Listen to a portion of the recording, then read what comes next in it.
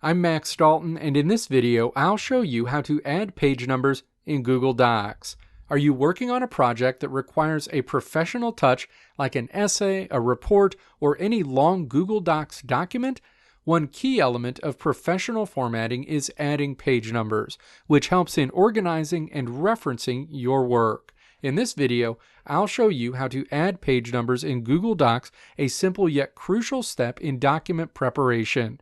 Whether you're a student, a professional, or anyone in between, mastering this feature will make your documents look more polished and easier to navigate.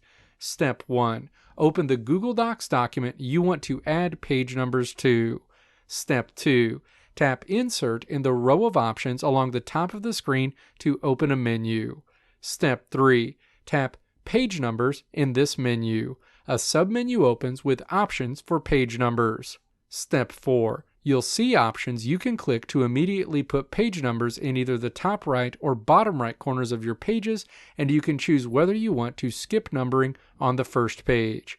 Page numbers will be added to your Google Docs document automatically after making your selection.